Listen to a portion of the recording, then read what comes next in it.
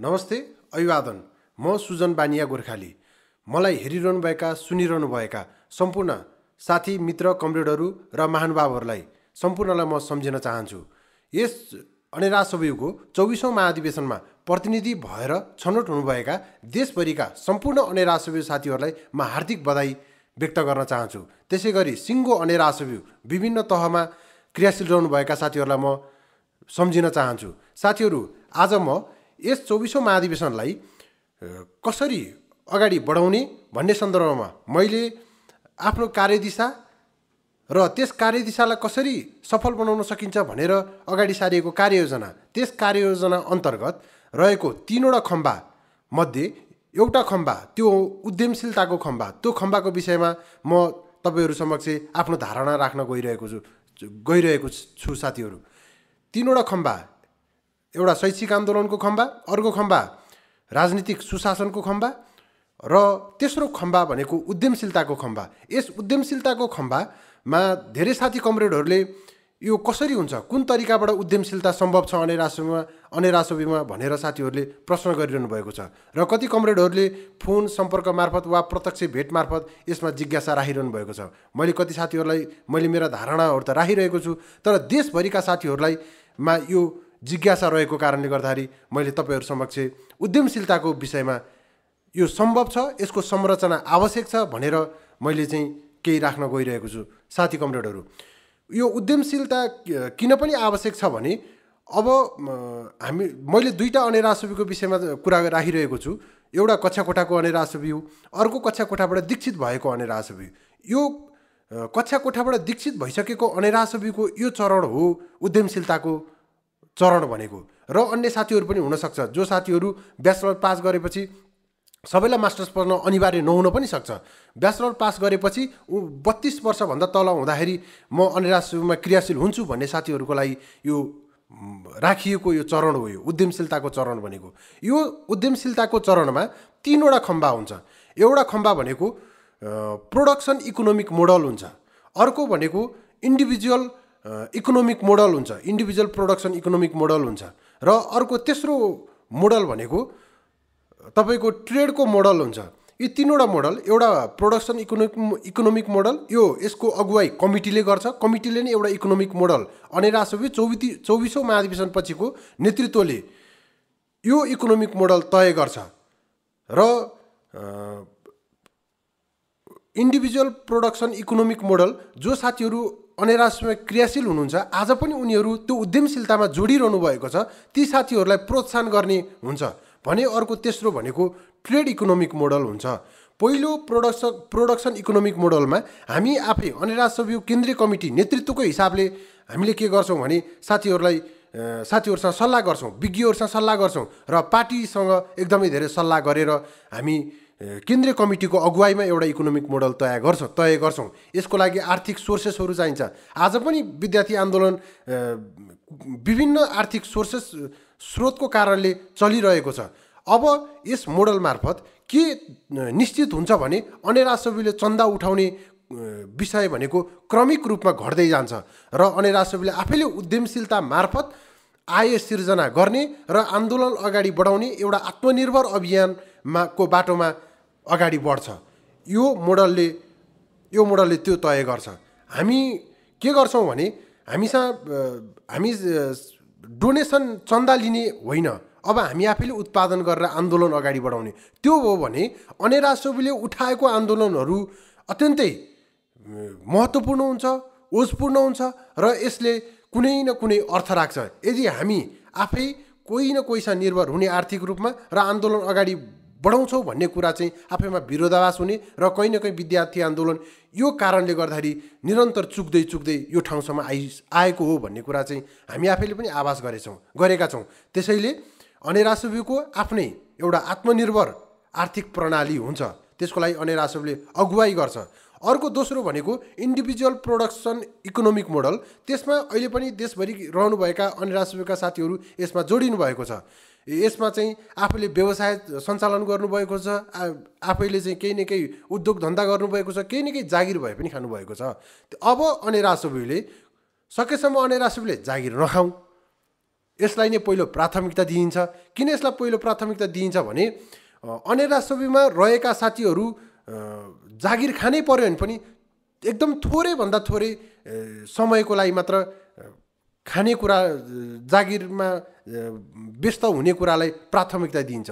सबैभन्दा पहिलो प्राथमिकता भनेको व्यक्तिगत रूपमा भए पनि उद्यमशीलतालाई नै प्राथमिकता दिइन्छ। त्यो हिसाबले हामी लाग्छौँ र अन्य राजसभ्यमा उद्यमशीलतामा लाग्यो भने साथीहरूले मैले त यसरी चाहिँ उद्यमशीलतामा लागिरहेको छु भनेर जुन अहिले भन्नलाई पनि हिचकिचाहट जस्तो अवस्था बनिरहेको छ, त्यो एउटा कल्चर डेभलप भएको छ। यो हामी सबैलाई थाहा छ। यो कल्चर चाहिँ गलत कल्चर हो। यो कल्चरले हामी युवा विद्यार्थीलाई आर्थिक समृद्धितिर लैजानको लागि रोकिरहेको छ र अन्ततोगत्तो देशलाई नै आर्थिक समृद्धिमा जानबाट रोकिरहेको छ। त्यसैले अब अन्य राजसभ्यलाई व्यक्तिगत रूपमा कसैले उद्यमशीलतामा अगाडि बढाइरहेको छ भने त्यसको नेतृत्वको हिसाबले त्यसलाई प्रोत्साहन हुनेछ। यो कुरा चाहिँ म साथीहरूलाई विश्वास दिलाउन चाहन्छु यस 24औं महाधिवेशनको सङ्घारमा। र तेस्रो खम्बा भनेको उद्यमशीलताको तेस्रो खम्बा भनेको ट्रेड इकोनोमिक मोडल हो। त्यो ट्रेड इकोनोमिक मोडल भनेको हाम्रो देशैभरि विभिन्न तहमा कमिटीहरू छ। विश्वविद्यालयका कमिटी छन्, क्याम्पस कमिटी छन्, जिल्ला कमिटी छ, प्रदेश कमिटी छ, राष्ट्रिय कमिटी छ, हाम्रो सम्पर्क कमिटीहरू छ, प्रदेशका सम्पर्क कमिटीहरू छ, विभिन्न समन्वय कमिटी छ, हाम्रो चाहिँ उत्पीडित कमिटी, विभिन्न कमिटीहरू छ हामीसँग। यी कमिटीहरूलाई हामी अब उद्यमशीलतामा जोड्दाखेरि यो ट्रेड इकोनोमिक मोडल एकदमै महत्त्वपूर्ण हुनसक्छ। त्यसमा हामीले के गर्छौँ भने देशैभरि रहनुभएका साथीहरू तपाईँको चाहिँ डडेलधुरा, बैतडी, दार्चुलादेखि तल कैलाली, कञ्चनपुर हुँदै उतापट्टि सोलु, ताप्लेजुङ, सङ्खुवासभा हुँदै तल झापा, इलाम झापा हुँदै यो देशकै 77 जिल्लामा हाम्रो हरेक जिल्लाको आफ्नो केही न केही उत्पादनहरू भइरहेका हुन्छन्। त्यसमा अन्य राजसभ्यका साथीहरू जोडिरहेका हुन्छन्। आफै उत्पादनमा जोडिएका साथीहरूलाई प्रोत्साहन हुन्छ। सँगसँगै त्यहाँनिर जिल्लामा उत्पादन भएका जति चिजहरू छन् जसले बजार खोजिरहेको छ त्यसमा अन्य राजसभ्यका साथीहरू गएर चाहिँ ती उत्पादनहरू किन्छ। त्यसको अगुवाई नै अन्य राजसभ्य केन्द्रीय कमिटीले लिन्छ।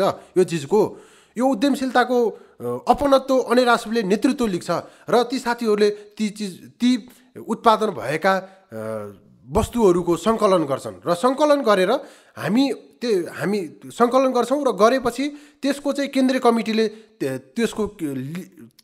लिने काम गर्छ र केन्द्रीय कमिटीमा त्यो 77 जिल्लाबाट त्यो पठाउने काम हुन्छ।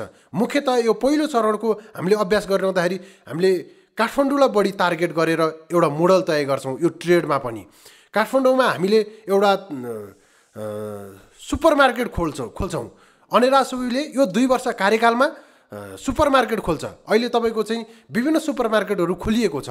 यो अभ्यास लागू भइसकेको छ। यस्तो त्यसो हुँदाखेरि अन्य राजसभ्यले देशभरि भएको स्थानीय उत्पादनलाई प्याकेजिङ गर्ने काम गर्छ, ब्रान्डिङ गर्ने काम गर्छ र लो कस्टमा हामीले चाहिँ जनतालाई हामी पुर्याउँछौँ, आम नागरिकलाई लो कस्टमा पुर्याउँछौँ। यसको सुरुवात एउटा चाहिँ अन्य राजसभ्यले गर्छ यो ट्रेडको र हामीले अन्य राजसभ्यको ब्रान्डबाट ती उत्पादनहरू बेच्छौँ। त्यसो हुँदाखेरि यसले चाहिँ युवा विद्यार्थीहरूलाई अन्य राजसभ्यमा हुँदा नै एउटा उत्पादनमा जोडिनुपर्छ भन्ने कुरालाई विशेष महत्त्व दिन्छ। दोस्रो कुरो, स्वयं व्यक्ति आफै पनि उत्पादनमा जोडिरहेको छ भने त्यसलाई प्रोत्साहन दिने काम गर्छ र अर्को चाहिँ होइन म ट्रेडमा व्यापारमा लाग्छु भन्ने हो भने पनि जहाँनिर चाहिँ बजारीकरणको आवश्यकता छ त्यहाँनिर अन्य राजसभ्य बजारको एउटा चाहिँ महत्त्वपूर्ण विश्वासिलो आधार बनेर पुल बनेर त्यसको चाहिँ भूमिका निर्वाह गर्छ। यसले के गर्छ भने हामीलाई चाहिँ आर्थिक रूपमा चाहिँ समृद्ध बनाउनको लागि महत्त्वपूर्ण भूमिका खेल्छ। यसमा लाग्नको लागि कसरी आश्वस्त बनाउने भन्दाखेरि अन्य राजसभ्य 24औं महाधिवेशनपछि हामी विधान महाधिवेशन गर्छौँ। विधान महाधिवेशन गरेपछि यो संरचना हामी खडा गर्छौँ। उद्यमशीलताको यो चरणमा आउने साथीहरूलाई हामीले विधानमा नै 5 भोट सुनिश्चित, उद्यमशीलताको चरणबाट कोही आउन चाहन्छ भने उनीहरूको लागि 5 भोट सुनिश्चित किन पनि गर्न आवश्यक छ भने यो देशको लागि आवश्यक भइसकेको छ। यही उद्यमशीलताको अभावको कारणले गर्दाखेरि, आर्थिक गतिविधि कम भएको कारणले गर्दाखेरि आज चाहिँ युवा विद्यार्थीहरू पलायन हुन परेको छ। मान्छेहरू किन पलायन हुन्छ भन्दाखेरि सधैँ सानो इकोनोमिक मोडलमा भएको ठाउँमा सधैँ ठुलो इकोनोमिक मोडलले तानेको नै हुन्छ, ठुलो अर्थव्यवस्थाले तानेको नै हुन्छ।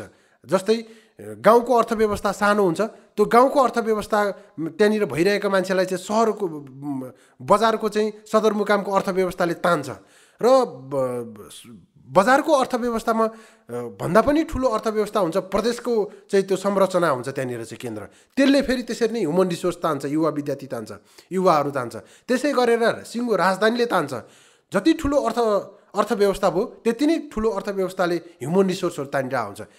एउटा यसको चाहिँ चरण हेरार्की कस्तो बन्दै जान्छ भने युवा विद्यार्थीहरू हाम्रो देशको भन्दा ठुलो अर्थव्यवस्था भएको ठाउँमा उनीहरू तानिन्छ। स्वाभाविक हो, यो इकोनोमिकको चाहिँ एउटा चाहिँ यो हेरार्की नै यो स्वाभाविक नेचर नै हो। त्यसैले हामीले यो आशा सञ्चार भर्न सकेनौँ भने फेरि पनि हामीले युवा विद्यार्थी पलायन रोक्ने भन्ने कुरा नारामा मात्रै सीमित हुन्छ साथीहरू। मैले यो नारामा मात्र भनेको छैन, यो संरचना सम्भव छ। यो हामीले किन पनि गर्न आवश्यक छ भने यो 2082-83 को बजेट भाषण हामीले सुन्यौँ, सरकारले एउटा खालको चाहिँ योजना लिएको छ। अहिले सरकारको नेतृत्व पनि हाम्रै पार्टीले गरेको छ। हाम्रो पार्टीले यो नेतृत्व गरिरहँदाखेरि एमाले पार्टीको नेतृत्व छ। अनेरासुबी 24औं महाधिवेशनमा जाँदैछ। यसमा हजारौँ विद्यार्थीहरू यसमा लाखौँ प्रत्यक्ष अप्रत्यक्ष रूपमा जोडिएका छन्। त्यसो हुँदाखेरि अनेरासुबीको पनि एउटा कार्यभार हुन्छ। त्यो कार्यभार भनेको देशको अर्थतन्त्रलाई कसरी टेवा दिने, धेरै कार्यभार मध्ये शैक्षिक आन्दोलनको कार्यभार पनि छ। हाम्रो चाहिँ राजनीतिक सुशासन, भ्रष्टाचार, विकृति, व्यतिथिहरू त्यसमा पनि गर्नुपर्नेछ। मैले अहिले चाहिँ उद्यमशीलताको त्यहीभित्रको कार्यभारको विषयमा मैले भन्दैछु। अहिले देशले चाहिँ लिएको एउटा योजना, धेरै योजनामध्ये एउटा महत्त्वपूर्ण योजना, महत्त्वाकांक्षी योजना भनेको यो आर्थिक वर्षमा हाम्रो आयात विगतभन्दा 10 गुणाले घटाउने भन्ने चाहिँ महत्त्वाकांक्षा सरकारले लिएको छ। त्यसै पनि हामीले निर्यात गर्न सकेका छैनौँ, बाहिर देशमा बेच्न सकेका छैनौँ।